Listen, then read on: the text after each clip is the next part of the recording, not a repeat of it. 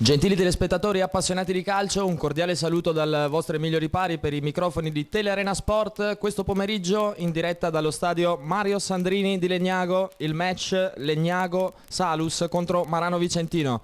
Anzi di Lodi Rizzini, scusate, vanno a centro area, la battuta di Gasparato, scusate, tenta l'acrobazia, bellissima l'acrobazia. Molto bravo anche il portiere, tra l'altro Vicentini, tentava la sorpresa arrivando da dietro in pressing sul numero 3 Dallafina, Dino. L'altro Dallafina è Dario, il numero 4. Attenzione perché ora se ne va De Toffani, tenta di puntare Lodi Rizzini, poi sceglie la battuta subito di sinistro. Ora De Toffani però riesce a venire fuori, la palla per Galvana sulla sinistra, riesce a convergere con un bel movimento la palla per Buonocunto. Cambia il gioco per Trinchieri, vediamo se va sulla palla, lotta con due difensori del Legnago, l'appoggia indietro di Fuzio, destro! E palla fuori di un nulla. Grande mucchio in area di rigore, la palla a cercare Trinchieri, trattenuto di Fuzio, destro. Ancora ribattuta, la palla, il destro da fuori in due tempi, anzi di petto forse addirittura Vicentini. Interessanti questi tiri da fuori. Nella fattispecie era stato Pasquali. Quando la palla rimbalza a 3-4 metri dal portiere è sempre molto difficile per l'estremo difensore bloccare il tiro. Così infatti non è stato. Per sua fortuna la palla però è carambolata subito fuori. Calcio d'angolo ancora per il Legnago. Battuta di Brighenti, Trinchieri ancora trattenuto. H tutto solo, viene messo giù e c'è calcio di rigore. Attenzione. H tra l'altro si è fatto anche abbastanza male, purtroppo sanzionato col cartellino giallo, chiarissima occasione da rete. Potremmo anche dei vicentini dare inizio a un'altra partita per il Legnago. Vediamo ora, tutto è pronto, la rincorsa di Trinchieri, destro e palla in rete, è la palla in rete. 30° minuto e 30 secondi, 30° minuto e 30 secondi il gol. Christian Martin Trinchieri. Vediamo la battuta davvero difficile. E arriva proprio in questo momento il pareggio del Marano Vicentino con un calcio di punizione davvero strepitoso. Di Fuzio e Buonocunto faticano a fare un buon filtro per il momento. Bello il cambio per Ciscato, attenzione perché c'è l'occasione ora per il Marano, ancora Ciscato, destro, è gol straordinario, è gol davvero straordinario. Veramente un gol stupendo anche questo. Siamo al 40° minuto. Sinistro al volo, liscia clamorosamente il pallone, lo recupera però, va sulla sinistra attaccando Tebaldi, tenta di puntarlo, se ne va vincendo un rimpallo, alla palla all'indietro, interessante il numero 6, il gol di De Pretto al primo minuto, e stavolta Ungarato ha davvero grosse responsabilità. Andrà alla battuta, vediamo se Gasparato oppure Friggi tenterà la botta. Prova Friggi, la palla supera la barriera, Trinchieri sbaglia un gol, si mangia un gol incredibile. E il punteggio dice che gli ospiti sono in vantaggio di 2 gol. Bella la palla ora per Trinchieri, schiaccia di testa e qua c'è anche un po' di sfortuna perché aveva impattato bene il pallone.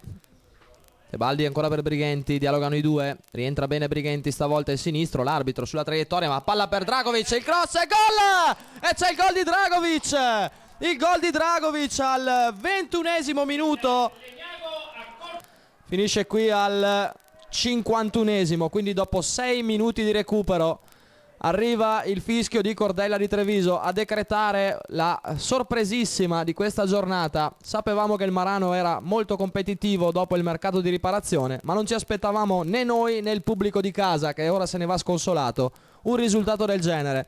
Andiamo a riepilogarlo subito mentre si stringono la mano i due mister con fair play. E Maschi va a congratularsi con gli avversari. Legnago Salus 2, Marano 3. Le reti di Trinchieri su rigore, pareggio di Simonato e gol di Ciscato nel primo tempo per i vicentini. Immediato al primo minuto della ripresa De Pretto con papera di Ongarato per il 3-1. Al 22° della ripresa Dragovic ha riaperto i giochi, ma non è stato sufficiente per raggiungere il pari. Quindi il risultato finale, ribadiamo, è Legnago 2, Marano 3. Arrivederci ai prossimi appuntamenti su Telearena Sport.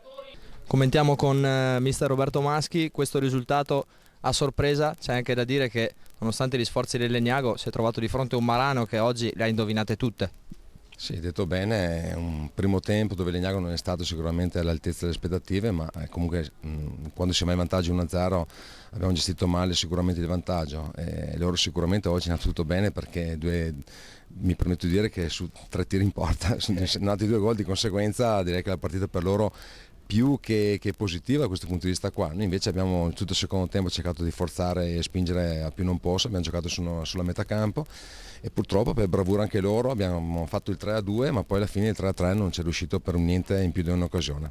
C'è stata anche discreta sfortuna soprattutto negli ultimi 20 minuti dopo il gol di Dragovic. A proposito di Dragovic, c'è stato un po' di dubbio se schierarlo magari all'inizio oppure no, a posteriori è sicuro comunque della scelta che ha fatto all'inizio del match? Ma no, quando vengono fatte le scelte sono scelte ponderate, si valuta la condizione dei giocatori, la settimana lavorativa e poi è chiaro quando un giocatore entra deve fare il suo e Dragovic ha fatto quel suo dovere, di conseguenza era giusto così, ma al di là di quello Pasquale il primo tempo che è stato il sostituto ha avuto difficoltà proprio perché la squadra non ha espresso il miglior calcio, di conseguenza chiunque fosse stato al suo posto avrebbe avuto difficoltà, quindi non darei la croce a uno e il merito all'altro. Direi che comunque la squadra è stata un po' double face oggi, però diciamo che un po' di sfortuna l'abbiamo avuto sicuramente oggi, però fa parte del gioco.